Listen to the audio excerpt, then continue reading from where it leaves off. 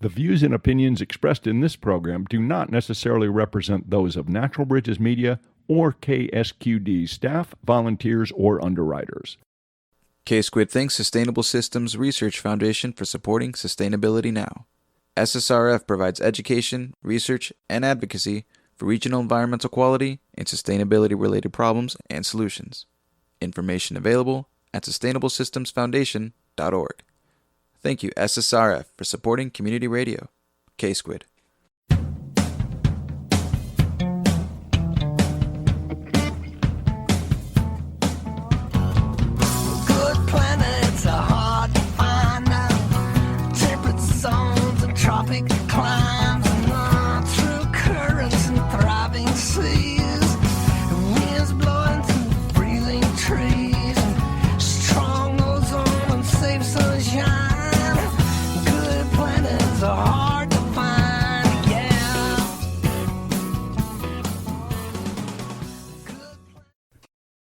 Hello, K-Squid listeners.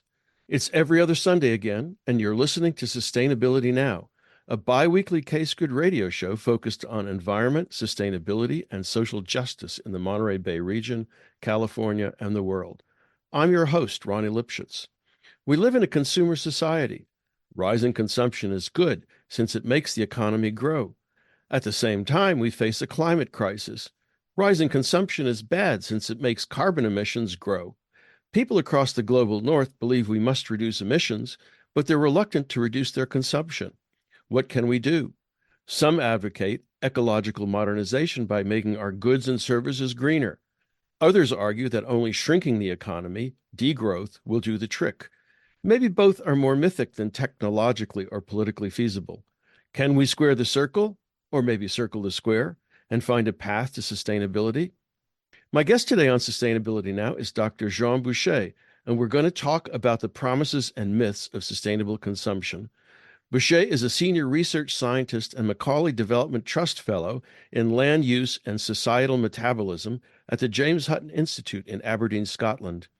His research focuses on stocks and flows of goods and materials through urban areas, as well as people's lives, especially in the pursuit of sustainability. Jean Boucher, welcome to Sustainability Now.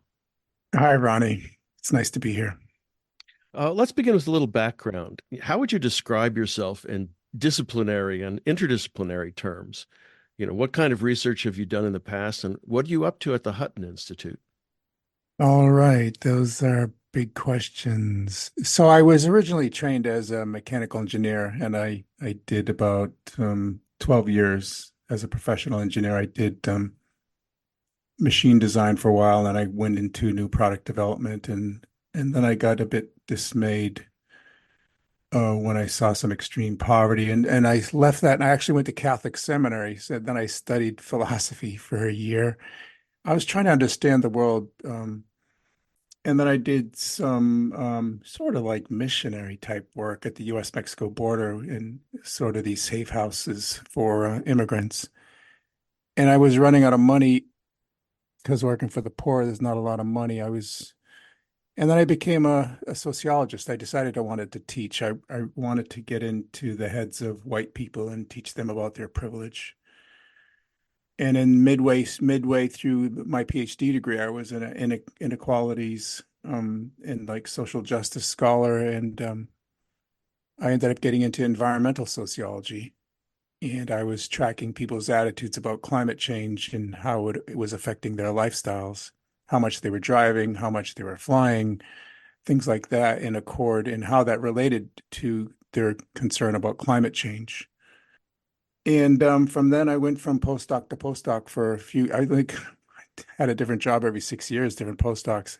And now at the Hutton, I'm doing something called societal metabolic analyses. So I've incorporated in a strange way, like my engineering ability to account carbon at a sort of a emissions type of tracking and looking at different sectors, and then also pulling in social dynamics, like how many workers are in different sectors, what's the fuel usage in those sectors, what are the greenhouse gases, what's the gross value added.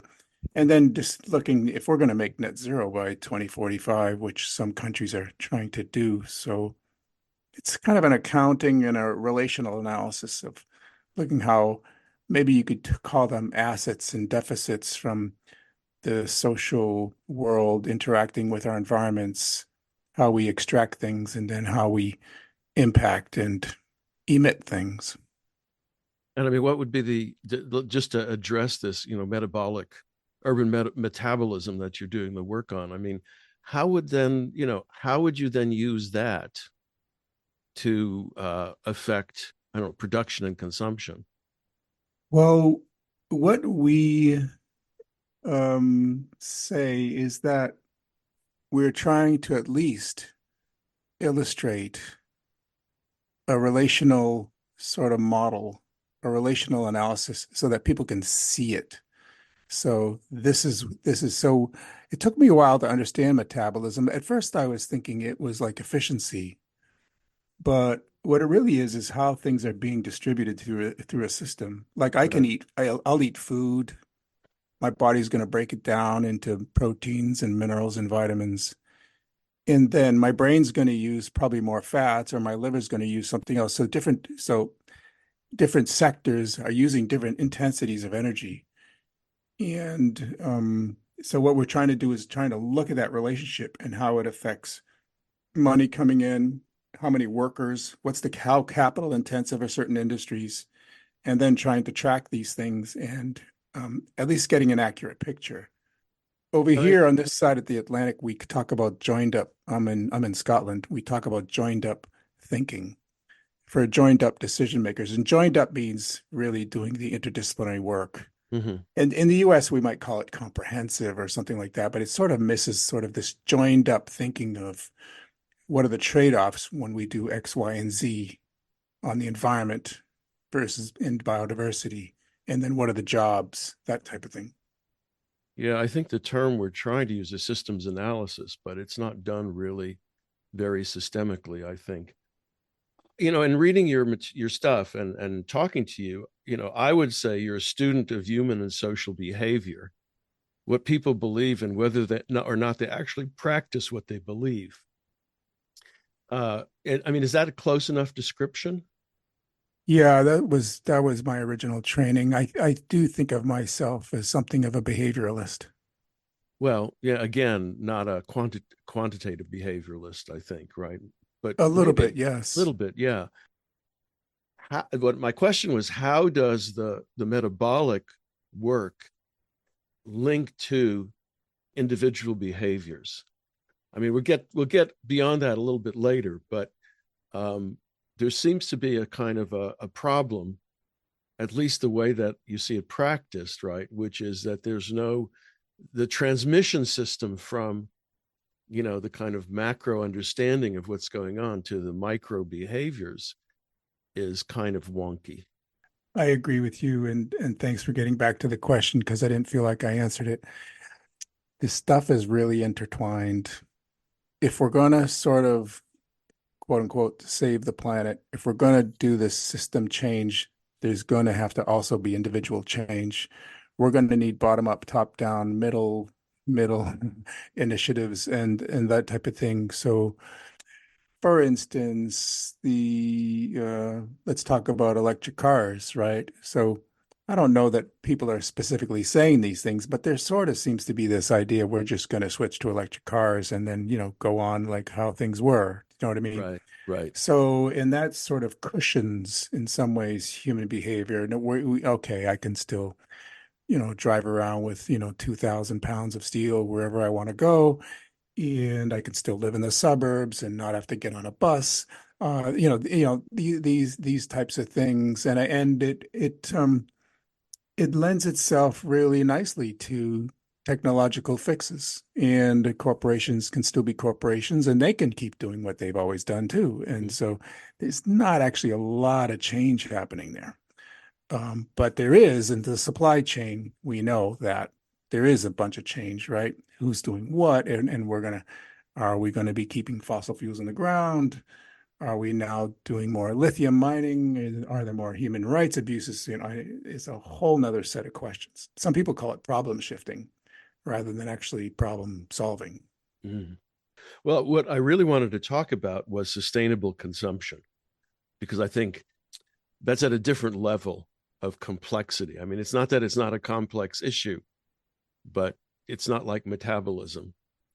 And so what does that mean from your perspective? And what are the two or three main arguments about how to get there? Yeah, or is it possible to get there? Yeah, I guess we can start with the definition. So I guess it is like what it sounds. It's an idealistic. It's an idea. It's a term. It's an idea, and I think in some ways is all right. Let's try to move to this place. Let's try to move to this place where all these individuals consume in a way that is can be long lasting, can continue into the future, can be sustainable in short. And I don't exactly know what that looks like. And but I think it's good to have the word, and it's good to have it's like when human rights, we have the language for human rights, we're still challenged to implement all that stuff, right? So I think, there's an idea called sustainable consumption. People are writing about it. People are trying to achieve it. People are working on it. It's probably a small group of scholars. And, I don't exactly, again, I don't exactly know what that will look like. I mean, this the maybe the hope is right that sustainable consumption is a set of practices using various kinds of products that doesn't increase overall greenhouse gas emissions and perhaps conserves materials, right? Materials consumption. I mean, it's a whole set of assumptions and presumptions. And so you interviewed, you went out and you interviewed people. And what did they understand that as, the meaning of the term? Well, what I ended up doing when I did my dissertation was I had a quantitative data set that had a representative of the United States. I had the whole scale of different incomes. I had different geographic locations. Mm-hmm. I had different beliefs. I had different political beliefs. I had, people who were alarmed about climate change, people who didn't believe in it. And what I ended up finding was that people's values, if you're alarmed about climate change, it has some effect on you reducing your carbon footprint. But what really drove my model was people's income. So the more money people had, the more they flew, the more they drove, the more cars they had. And it was a bit dismaying, actually. I think I was a bit shocked from my findings, even though it was part of my hypothesis, because I was originally a social class scholar, and I know that class, I called it the accoutrement of class. When you're in a particular class, you want to have those things that symbolically look like you're in that class. Do you know what I mean? And you want to have these practices that sort of symbolize and perform the class position. And so one of the people I interviewed actually says we consume to our income. And what I found is that it's not so much people's values, but it's their means. If I have so much money, I have this temptation to do Right. things with it. Uh-huh. And so I started talking about we need to reduce people's income. You could have a carbon tax and try to reduce carbon. You could also reduce people's income. And I don't, that's not going to fly too well in the United States. But I Well, think it would be effective. well, I mean, there is a growing debate here about the divide between the very wealthy, right, and everyone else. Um, and the thing is, though, that the very wealthy, although they consume a lot, there are limits to what they practical limits to what they can consume, right? And it's the I don't know where the level would start, but I mean in California you'd say those with incomes of between $100,000 and $500,000, who have discretionary income to spend and to try and live up to their means. And globally, that seems to me to be do you get what I'm saying? Is that, there are 2 billion people in the world who are responsible for the majority of consumption around the world. I agree with everything you're saying and what you're suggesting. And I also have some other findings. I didn't publish them, and different people have been doing some different things about inequality. But this whole movement toward environmental justice and climate justice really needs to be, in some ways, critiqued and problematized. Because if you start having, if you're bringing up all the poor to a particular level and trying to bring down the affluent, it depends where you're going to end up there, right? Oh, Because you could sure. actually consume a lot less with high levels of inequality, right? Because like you said, the rich can only consume so much, and if they're such a small class, and if you have all these poor people, well, they're just not going to be. So there needs to be questions and debates about, how much inequality and what do you mean by equality? And there's a lot going on there that it's not as simple as the discussion generally is. Yeah, I mean, I get that. I get that. Right. But if you want to reduce people's incomes, you're right. You're now talking about highly progressive tax rates, which, of course, in the United States, we no longer have, and which are enormously resented. I mean, politically, it's a landmine or a third rail, as some people like to call it. So it's just difficult to see how that might be accomplished. And I'm not asking you for the solution because, lots of people are thinking about it. Well, I agree with you, and I don't know that reducing people's income is the best approach, right? Because, like you said, the regressivity of that. But I think it's good to have that in the conversation to say, what are we trying to do? I know when Sweden implemented their carbon tax, they actually reduced their income tax because they called it a double dividend.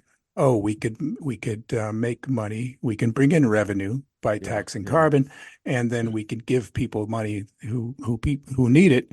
And then meanwhile, we're also, trying to reduce emissions at the same time. That's part of the theory. The carbon tax is basically a consumption tax. It's not an income tax. And so, right. And I mean, that makes a difference. Although, again, people resent it mightily. You're listening to Sustainability Now. My guest today is Jean Boucher, who is a research scientist at the James Hutton Institute in Aberdeen, Scotland. And we're talking about the ins and outs of sustainable consumption, what it means, at what level, would it take place at the individual or at the social, aggregate levels. Most prescriptions for sustainable consumption focus on individual behavioral change. Why is that? Corporations like it, and it seems to be easy. Like, oh, I can change myself, but if I have to organize and try to change the government or try to, lobby my policy, makers, or try to organize with people and become part of a social movement, yeah, it's more tedious, and I maybe not even have that skill set. Whereas, maybe I could figure out how to eat more vegetables, or I could figure out, how to take the bus, or it comes down to means and simplicity, I think. It also seems to me comes down to agency, right? People feel powerless, and here's something they're told, this is something that they can do. It doesn't, as you say, it doesn't require mobilization. It doesn't require any kind of collaborative effort. We're quite challenged. I have a friend that works he does research in what's called decolonizing the imaginary. Mm. And we got to think that, we've been pummeled by consumer psychologists for 80 years plus, and our ability to think in a simple way, where, what a good life looks like, what the things we think we're supposed to have, all these kinds of things are so embedded into us. It's quite challenging to change. And then, like you said, for instance, if I talk to people about my trying to reduce my own carbon footprint, and generally they'll say, well, I recycle and I do this and I do that. And it's sort of the standard fare of things that sort Right. of get handed around and passed out, right? It's not very creative. It's like the same thing, everybody else is, because You're right. It's agency, but also again back to the system. The system's not allowing a whole lot for us to do. Well, it's not easy. It's not Yes. easy being green, as Kermit the Frog once said.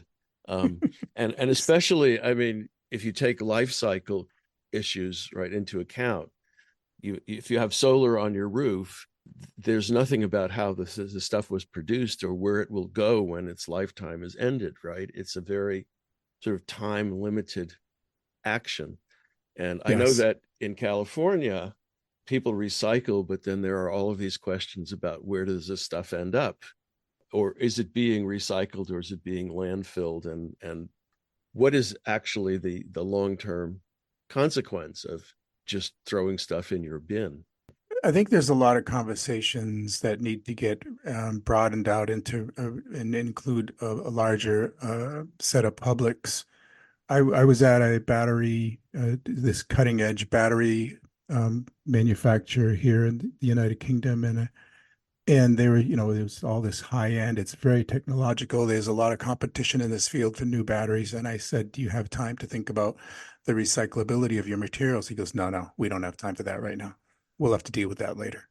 So it's quite unfortunate, but that's sort of the reality of this competitive space. Yeah, and focused on short-term Yes. profitability, right? And I mean Yeah. that's let's talk here about go back to the sort of the social behavior part of this, not behavioralism, but the social behavior. One contradiction in the idea of sustainable consumption among many is that any new practice that strays far from the logic of convention and is likely to encounter social criticism and resistance in the market takes a long time to become widespread. Yes. And my example is social smoking. In the 1950s, at least in the United States, social smoking was a norm. You went to a party, you got together, everybody smoked. Today, it isn't. Although, of course, there are parties here where people smoke, but by and large, it's something that you don't do in polite company. You have to ask permission. Yeah. And right. And the question is, how did that happen? It's 40 or 50 years. And what were the forces that brought that change about? And I think about that in terms of consumption practices, changing consumption practices. And I don't know if you've given any thought to this or paid any attention. I mean, have you seen in your research, do you see anything like that happening, in the area of consumption, of sustainable consumption? Well, there's probably three sort of go-to sort of cultural changes that I sort of do. One of them is smoking, like you said. The other is seatbelts, Mm-hmm. seatbelts in cars. And then the more recent one is COVID right now. And generally you have this concrete threat, or you either have the concrete threat or you have, for instance, seatbelts and smoking. You had the medical community just coming on and on and on. And I think you remember when we were children, there were those crash commercials that we used to see, and then there was with and without the seatbelts.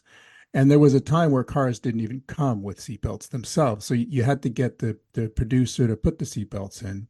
Right. And then you had to get the public to understand. And then now, I mean, you get a ticket if you don't. So you have this enforcement, you have to have it. So there's a number of components that need to kick in, even besides just the knowledge of, oh, not having a seatbelt's not really good for my health, right?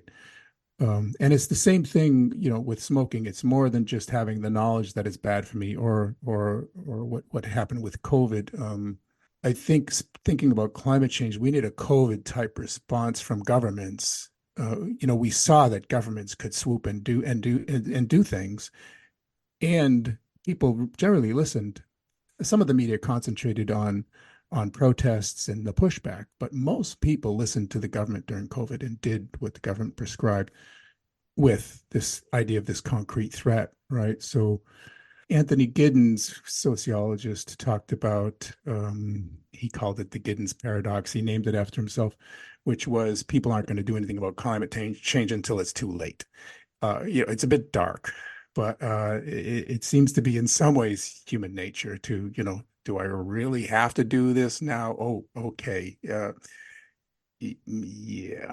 So we need a bunch of different components to come in to get people to, because cultural inertia is quite strong. And to exactly what you already said when you asked the question, to start shifting this stuff is going to take a few different components and the carrots and the sticks and all that stuff. But it's going to take decades. I mean, by that logic. And of course, is that soon enough? I mean, that comes back to this question of, can this kind of slow and paced social change happen quickly enough to make a difference? Yeah, and it's I used to call myself an eco-fascist, and people used to say, "No, I don't think you want to say that." And so then I called myself an eco-authoritarian, and even then, so the whole idea of authoritarian government and stuff like that is a bit anathema to us. And I think you mentioned, like, when I one of the things when I finished my dissertation was I feel like I ran into the Enlightenment, which was, individual Yeah. freedom from tyranny, all this kind of stuff. And for me to start proposing this strong arm of government to force people to be sustainable, I haven't figured out how to get over that hurdle. Yeah, I actually wanted to talk some more about that. You're listening to Sustainability Now. I'm Ronnie Lipschitz, and my guest today is Jean Boucher, who is a fellow at the James Hutton Institute in Aberdeen, Scotland, where he works on land use and societal metabolism and sustainable consumption and things like that. And we were just getting on to the Enlightenment, and in particular, its notion of individual freedom. I mean, it's interesting that certainly in the United States, the conservative right tends to regard, once again, the Enlightenment as the greatest disaster that ever befell humanity. Although, I mean, they subscribe to this idea of individual freedom, right? But it's a very sort of particular individual freedom, and not one that gives liberty to the individual to decide what she or he wants to do. Mm. And you wrote in one of your publications, has humanity then, in myth or reality, directly or indirectly, finally achieved a constituent component of the Enlightenment, which I thought was an interesting and very provocative statement. Can you explain what that constituent component is? Well, from my so I'm not a deep, middle, Enlightenment philosopher or anything like And that. that's good, because then we would go off down rabbit trails and never emerge again. Thanks, Ronnie. Uh, but it for me, it was the idea of individual freedom and freedom from tyranny and tyrannous governments and dictators and that these strong arms and human rights, right? And that was the sense I was getting, because if I'm thinking because I saw high income as an enabler and low income as a constraint. Okay. Yeah, I think probably most of us could remember when we were poor college students and trying to get by, and we figured out how to get by with this minimal. Well, most people, I think nowadays it might be a bit different, could figure that out. And that was what I was seeing. People on their own accord, people of their own agency and freedom, aren't choosing to be, quote unquote, sustainable, whatever that means, or to reduce their environmental impact. And so we need some sort of external hand to constrain and say, you can't do this, you can't do that, you can't do this. Otherwise, figure it out. You have these other freedoms, you just don't have these freedoms.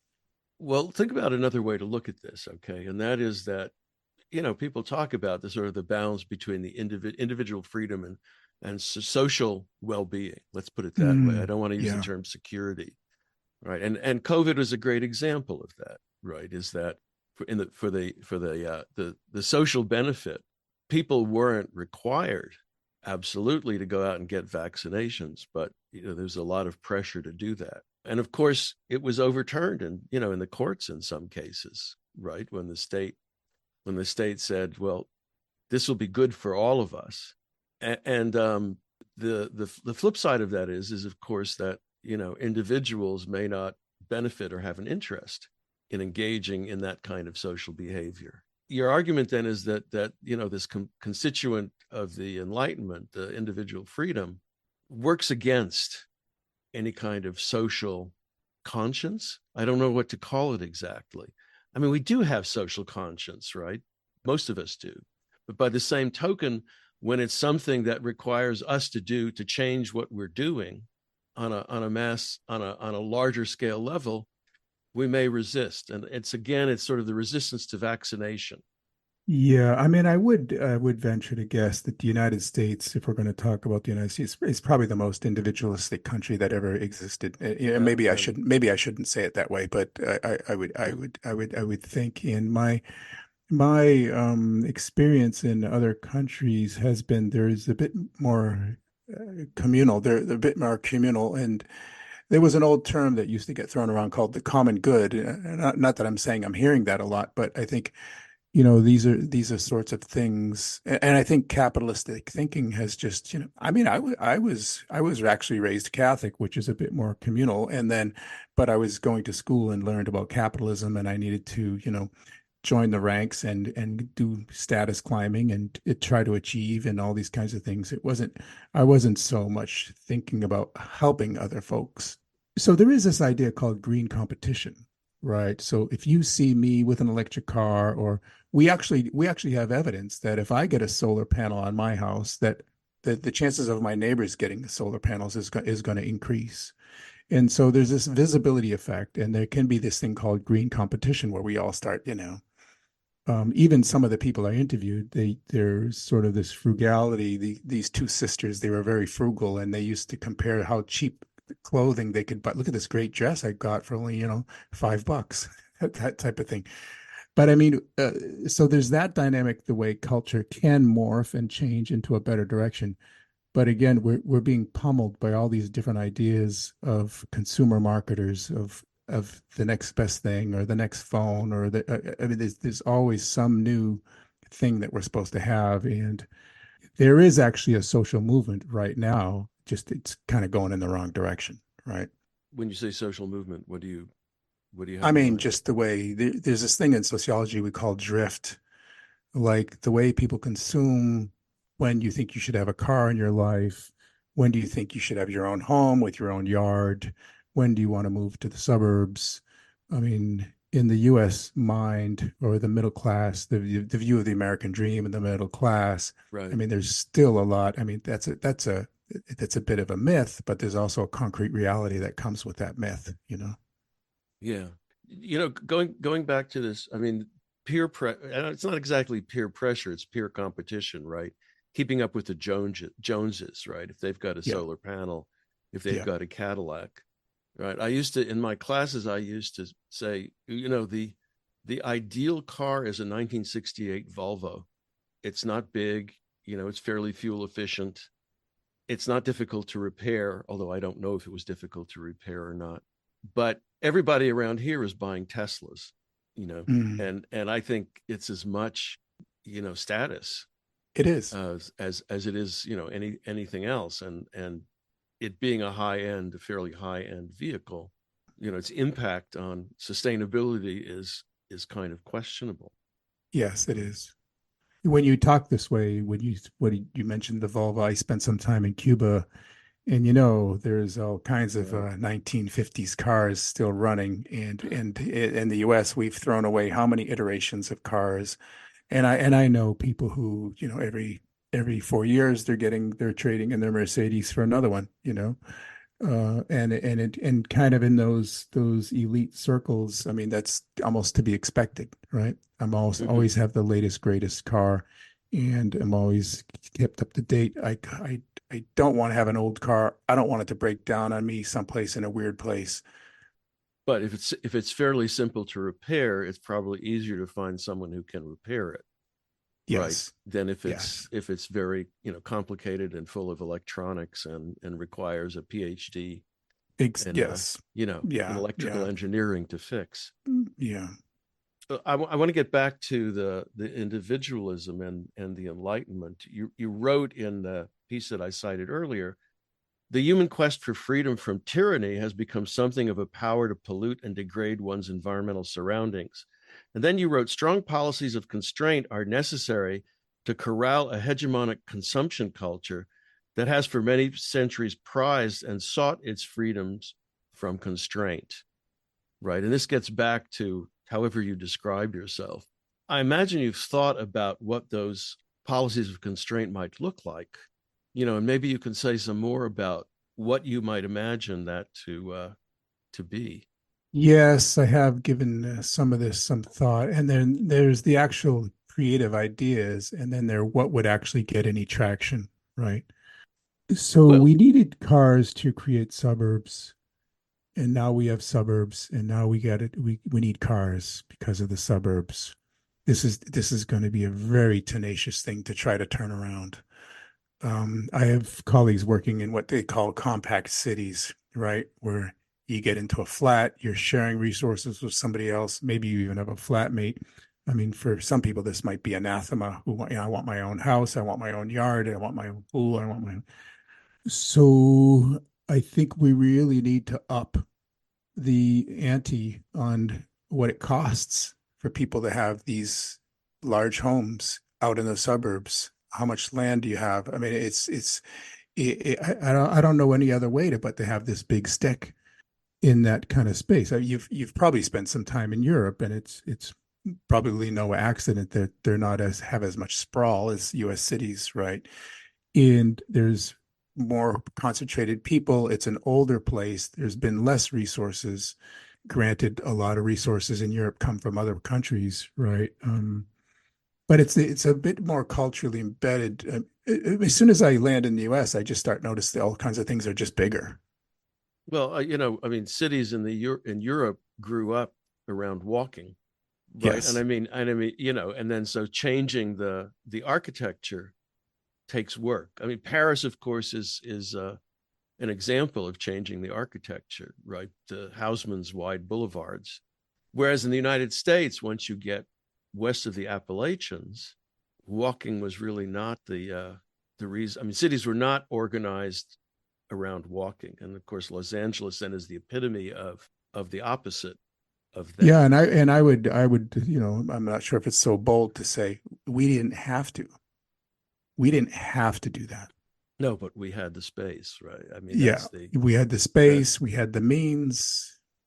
There was some people writing about that the people who landed in the U.S. suddenly they saw all this land almost free for the grabbing, right? But you had to sort of get some other people off of it. And then there was this idea of limitless thinking. I didn't need to track what I threw away or how much I used because there was just a limitless amount, it seemed like. And I think in some ways that still is stuck in the U.S. brain somehow, and probably connected to the idea of freedom. Well, it's certainly, in the sense that you can move anywhere you want to. But I mean, historically, farmers, they farmed, they degraded the land, they moved west to a new parcel. Sure, yeah. So New England is now, a site of old growth forests because of abandoned farms. Yeah. And yeah, I mean, I imagine that particular sort of mindset gets transmitted down through the generations and manifests itself in infrastructure and architecture. Mm. So this question of, the strong policies of constraint seemed to me really difficult to break into. There was another thing that I wanted that occurred to me, and that is the argument that cities are more sustainable. And I have seen recent arguments or recent evidence that what we call transit-oriented development in the United States, right, which is basically developing around transit nodes rather than pushing out of the city, is actually not necessarily better in terms of consumption, because the people who can afford to live in these new developments have a fair amount of money. Yes. They can continue to travel, they can continue to drive, they can continue to consume. You get gentrification of a sort, which doesn't have the desired impact. Mm-hmm. And I mean, that seems to me to go back to the metabolism question as well. Yes. I think it's still an active question, and I think there's different levels. Let's pretend that we somehow want to get everyone back to the land. I mean, first of all, I don't know that that could even happen. And then there's arguments about what's going to be the impact of that. I mean, we know 100 years ago, what 85% of U.S. citizens were farmers. Yeah. So it wasn't actually all that long ago. And there was a different type of economy, right? If you're living off the land, if you could have some degree of sustenance from the land, I mean, you weren't translating that into dollars, right? You could survive from that, but it wouldn't show up in the books. And a lot of that happens all over the world.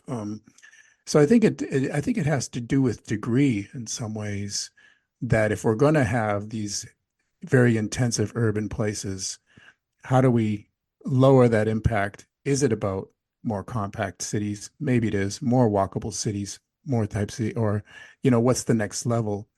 And to your point, I mean, there's what's the idea, and then what's doable, and then is it realistic? I mean, all these kinds of things are it's humanity is in a very tenacious and difficult place right now. Yeah, I mean, I've been thinking of the last few days that maybe we're a failed evolutionary experiment, but so to speak. Yeah, you sound like But one of my friends, and I'm not too far from there. Yeah. you're listening to Sustainability Now. I'm Ronnie Lipschitz. My guest today is Dr. Jean Boucher, who works on urban metabolism, sustainable consumption, and a number of related issues, and is now based in Aberdeen, Scotland. In 2019, you and a colleague published an edited volume, Sustainable Consumption, Promise or Myth, Case Studies from the Field. Can you summarize the findings of the case studies of any of them? And were there any promising avenues of action revealed in those case studies?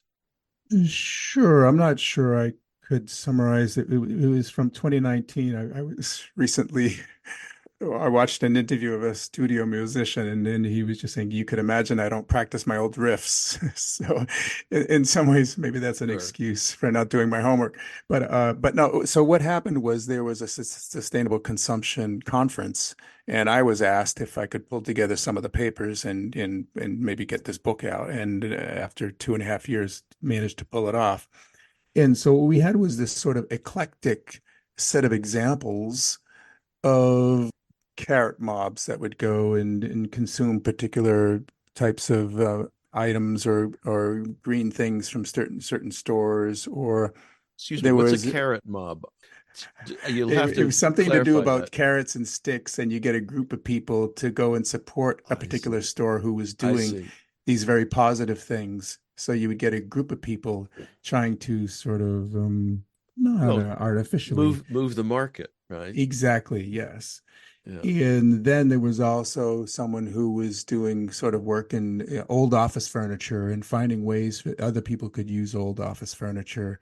There was work on automobility. I wrote a piece on, the visibility of cars, of electric cars, like I could sort of think something simplistically like a lightning bolt. If every single electric car had a big lightning bolt on the side of it, then the top of people would be seeing that there's more electric cars around here. Then maybe it would tempt people.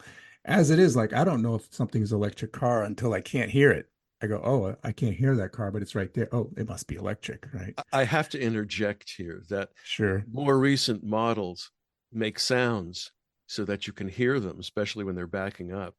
And it sounds like nothing so much as like a chorus of angels singing out. It's a very strange sound. I don't know if you've heard it. I Uh, haven't. well, I've noticed it in a few cars. Anyway, go on.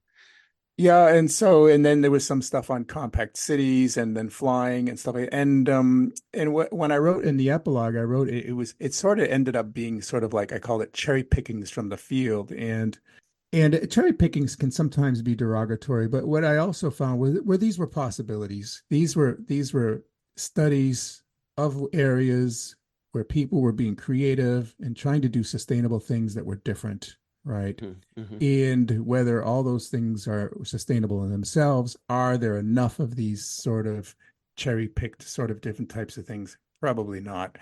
But people are there are people out there wanting to do things, wanting to get involved, wanting to take risks, wanting to make change.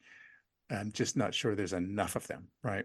So if you just concentrate on that, then you can get a pretty, you can get a rich story on the way people are trying to do things. But I think the other story's stronger.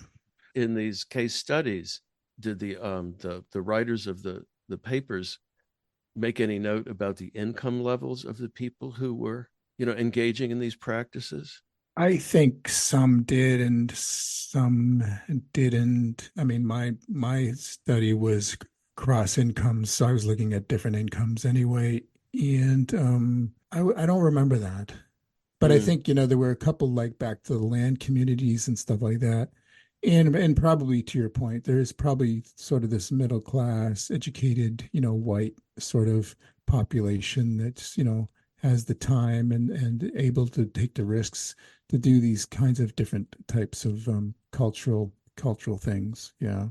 Well, okay. I mean, I'd like to get somewhat more edgy. I'm not sure if this is edgy. Do you see, or have you identified any sustainable trajectory to the future that does not require lower levels of consumption by the world's, well off? Can you imagine something like that? Have No, you? No. Well, that's a no, quick answer. no. I've not seen a whole lot of positive things come from high income. I mean, it affects our democracies, and that's not even my subject matter. Yeah. And so yeah, no. And it's fairly well established that even though higher income people have more energy efficient items, they have more of those energy efficient items. They also fly more and they have a bigger chunk of land and Right. they have Yeah. more than one home and more than one car. So and the absolute doesn't make up for the relative difference. So degrowth is probably out of the question. Degrowth might be, but it's for me, it's like the only game in town that's sort of pushing the edge. Do you know what I mean? It's questioning growth. It's questioning how we live. It's asking us to live more convivially and to think more, if we think about, more socially, more environmentally, to downshift, to live a slower life. Yeah. But what did you mean? No, I've done a lot of, I've done reading about degrowth, and it's difficult to see how you could do that in a world economy premised on growth and rising, gross domestic products. I mean, the profit incentive, right, continues to drive our Yeah. economy and our way of thinking. We need a different incentive system and we don't have it. We've been pushing for 40 years to get rid of GDP. We're still having a hard time doing it. There's 4 countries that have committed to well-being economies. They're still defining what well-being means. We're going to measure, success by people's well-being, not by GDP. So there's good ideas. There's some movement. It's just very slow, and there's not a lot. Okay.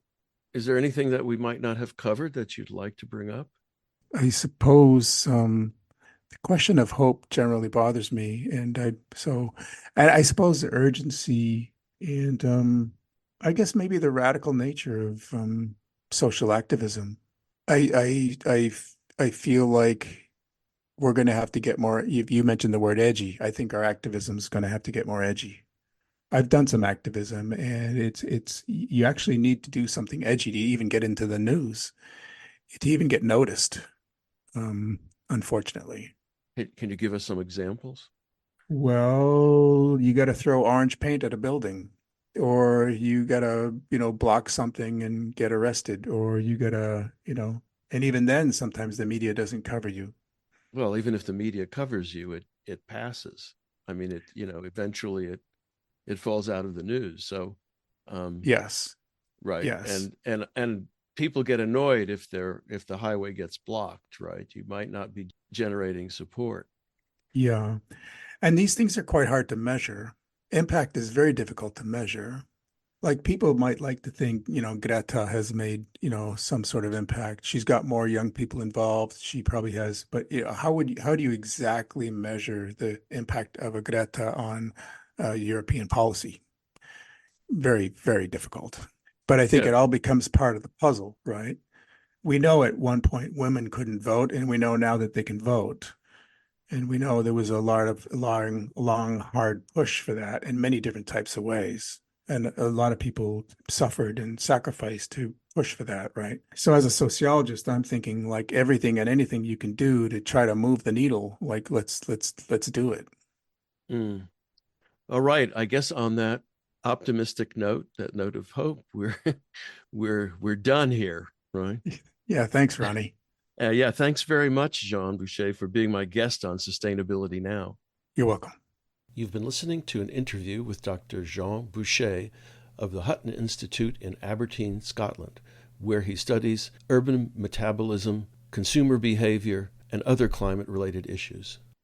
If you'd like to listen to previous shows, you can find them at ksquid.org/sustainabilitynow and Spotify, Google Podcasts, and Pocket Casts, among other podcast sites.